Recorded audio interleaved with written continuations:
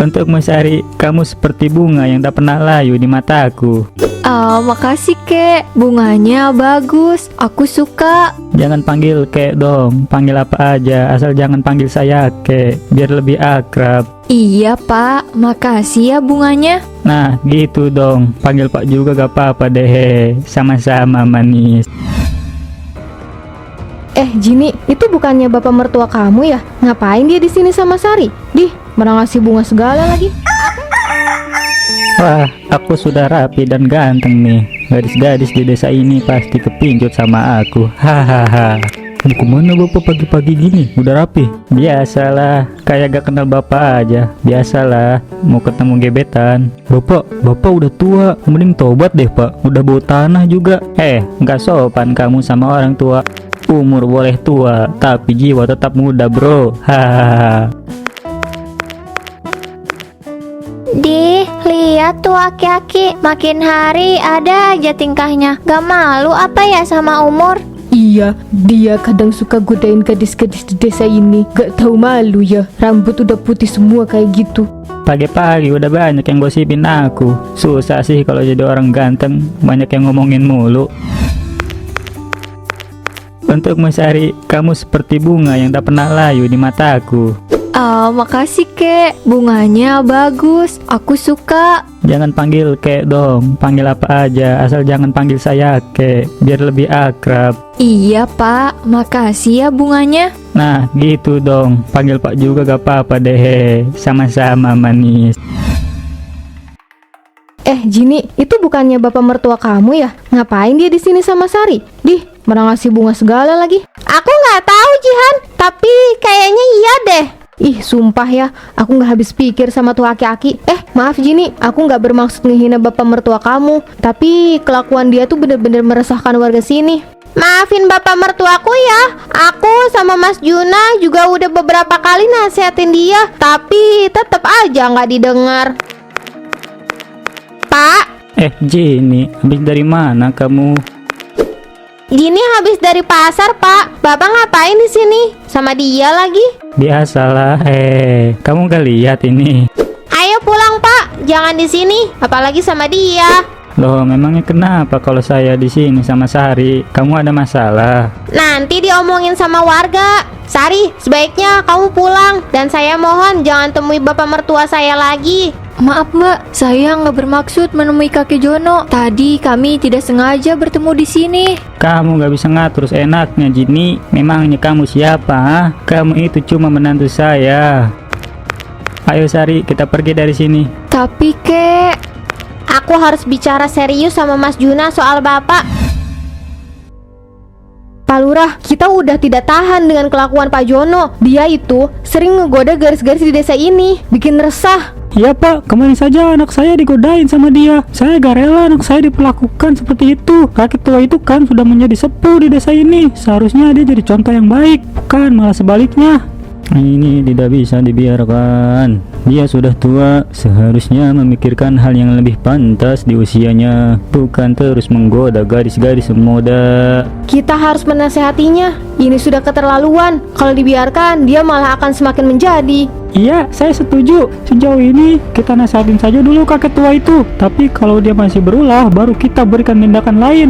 Baiklah, kalian tenang saja. Saya sendiri yang akan ke rumah Pak Jono untuk menasihatinya. Malam ini saya akan ke rumahnya.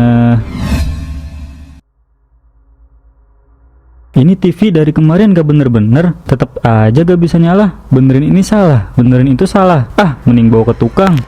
Mas, ada yang mau aku omongin. Ini masalah serius, Mas. Ini soal bapak. Kenapa lagi sama bapak? Dia bikin masalah apa? Warga desa udah gak nyaman sama kelakuan bapak, Mas. Bapak suka godain garis-garis di desa ini. Dan Mas tahu apa yang lebih parah? Bapak pacaran sama Sari, anaknya Pak Bambang. Aku udah bilang sama bapak, sering malah. Tapi mau gimana lagi? Bapak susah dibilanginnya. Terus kita harus gimana, Mas? Harus dengan cara apa lagi kita menasihati bapak? Aku tahu, Mas. Semenjak ibu meninggal, bapak itu kesepian. Dia hanya mencari kesenangan untuk menutupi kekosongan hatinya. Tapi bukan begini caranya. Maaf ya, karena kelakuan bapak, kamu jadi ikutan pusing. Kamu juga pasti ikutan malu kan, karena diomongin sama warga. Nanti aku coba buat bicara lebih serius sama bapak ya. Iya, Mas. Malam-malam gini enaknya makan apa ya?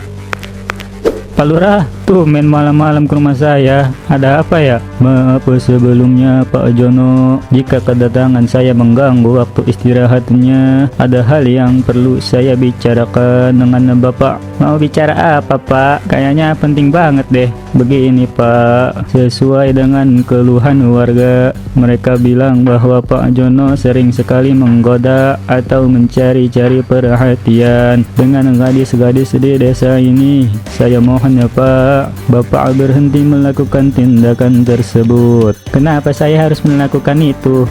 Pak Jono, sebagai orang tua, sudah sepantasnya Anda berhenti menggoda dan mencari perhatian gadis-gadis muda. Ini tidak baik. Kelakuan Bapak yang seperti ini membuat warga resah Pak. Hahaha, mereka itu hanya ini sama saya. Usia mungkin tua, tapi jiwa dan harta tetap muda. Pak Jono, saya sedang berbicara serius.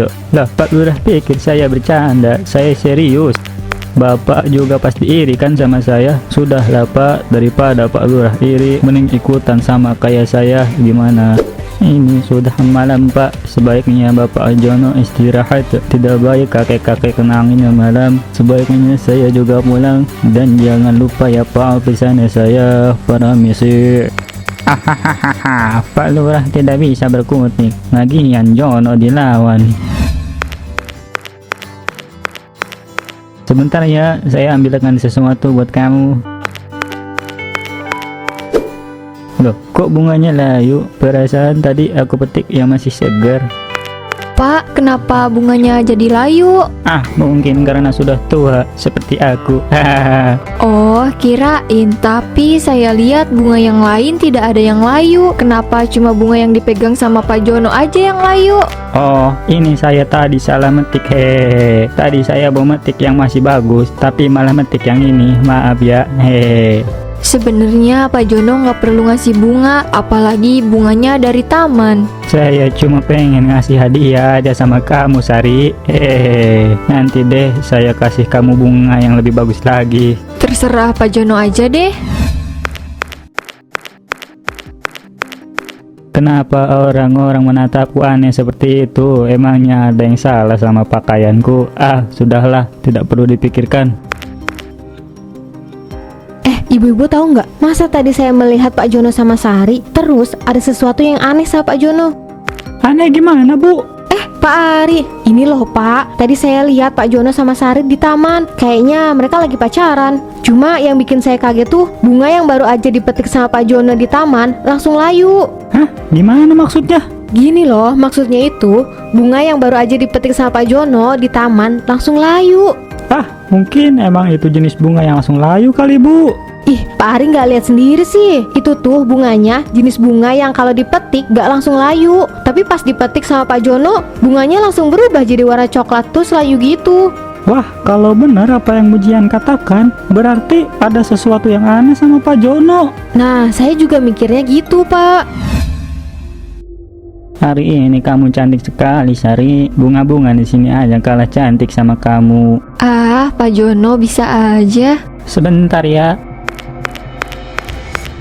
Saya akan pastikan kalau kejadian waktu itu hanya kebetulan. Semoga bunganya tidak layu lagi. Ini kenapa bunganya kembali layu? Apa yang terjadi padaku? Kenapa banyak bunga yang layu? Oh, Sari, ini saya juga tidak tahu. Sepertinya bunga-bunga di sini tidak dirawat dengan baik, jadi banyak yang layu. Banyak bunga yang layu, tapi kenapa hanya bunga yang kelihatannya baru dipetik? Atau jangan-jangan gosip yang beredar itu benar? Kalau apapun yang dipegang sama Pak Jono pasti akan layu atau mengering. Sari, kita pulang aja yuk. Ini sudah mau malam. Ayo saya antar. Iya Pak Jono, ayo kita pulang. Aku masih tidak mengerti kenapa bunga-bunga yang aku petik justru layu atau mengering. Ada apa dengan tanganku? Aku coba ke benda yang lain saja. Aku coba pegang ini saja. Aku harus buktikan kalau semua itu hanya kebetulan atau bukan. Tidak terjadi apa-apa. Apa mungkin hanya bunga saja? Kepalaku jadi pusing. Aku benar-benar tidak mengerti. Pak Jono, kenapa kelihatannya gelisah gitu? Pak Jono nggak apa-apa? Atau jangan-jangan Pak Jono lagi sakit ya? Kalau gitu kita pulang aja ya Pak. Saya takut Bapak sakit. Saya tidak apa-apa. Kamu gak perlu khawatir. Kalau aku pegang tangan Sari, sepertinya tidak apa-apa. Sari, Iya Pak Jono. Sari, kenapa tanganmu dingin? Sari, tolong jawab aku. Jangan diam saja. Sari, kenapa kamu jadi seperti ini, Sari? Aku pikirannya terjadi pada bunga, tapi kenapa pada Sari juga? Yang aku lihat ini serius kan? Sari benar-benar jadi patung kayu. Iya, ini semua benar. Kamu lihat aja, yang patung kayu itu mirip sekali dengan Sari. Tadi pas aku lewat, Sari masih jadi manusia dan dia lagi sama Pak Jono. Tapi kok bisa ya? Ini pasti gara-gara Pak Jono. Ternyata bener ya rumor itu. Pak Jono serem. Sari, bangun, tolongin saya, Bu, tolong Sari. Itu Sari kenapa Pak? Kenapa seperti patung kayu gitu? Saya juga nggak tahu. Tadi tangannya dia cuma saya pegang, tapi tangannya dia malah kaku. Dan sekarang Sari malah seperti ini. Kita panggil Pak Lurah saja dulu, biar beliau yang memproses ini. Kita kan gak tahu apa-apa. Nah, betul itu. Bagaimana Pak Jono? Iya, terserah kalian saja. Yang pasti, tolong Sari.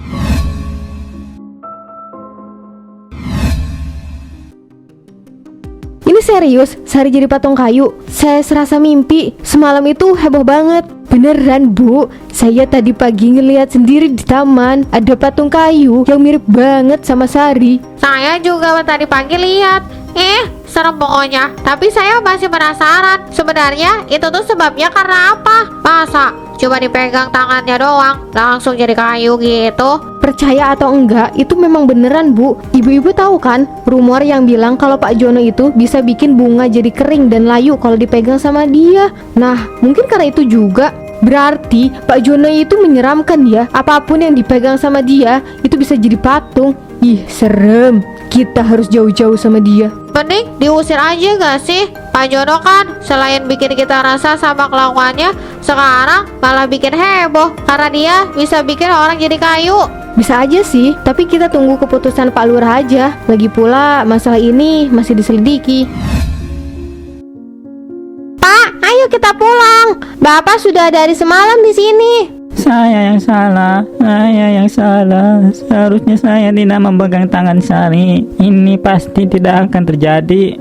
Pak, jangan salahkan diri Bapak seperti itu. Sudah ya, ayo kita pulang. Kalau kalian mau pulang, ya pulang aja sana. Saya masih mau di sini. Bapak bisa kesini lagi nanti. Tapi sekarang pulang dulu ya Pak. Bapak kan harus istirahat. Kenapa tubuhku tiba-tiba terasa berat? Bapak gak apa-apa? Badan saya kaku, Jun. Gak tahu kenapa. Badan saya susah buat digerakin. Tolong, Jun. Ini kenapa? Pak, ini kenapa tubuh Bapak keras? Tolong, Jun. Tolong, Bapak. Ini benar-benar gak bisa digerakin. Astagfirullah Bapak. Bapak kenapa? Kenapa aku? Juna, Jini, Bapak kenapa? Kenapa tangan Bapak berubah menjadi kayu? Astagfirullah, Pak. Kenapa ini? Ya Allah, Bapak. Bapak.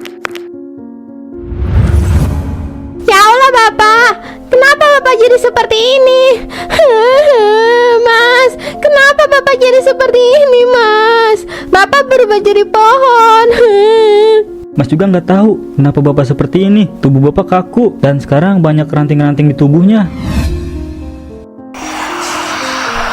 Astagfirullah, kenapa ini? Pak Juna, apa yang sebenarnya terjadi? Kenapa tiba-tiba di sini ada pohon? Saya juga nggak tahu Pak, tiba-tiba aja badan bapak saya kaku dan tidak bisa bergerak. Terus tiba-tiba tubuhnya berubah jadi pohon. Inilah akibat dari perbuatan yang melawan moral dan etika. Biarkan mereka menjadi pengingat bagi kita semua. Ya Pak Lurah, kepada semua warga, saya atas nama bapak saya ingin mengucapkan mohon maaf yang sebesar-besarnya atas apa yang sudah bapak saya lakukan. Mohon dimaafkan ya. Iya Pak Juna, Ibu Ajini, saya selaku lurah mengucapkan turut berduka atas apa yang terjadi.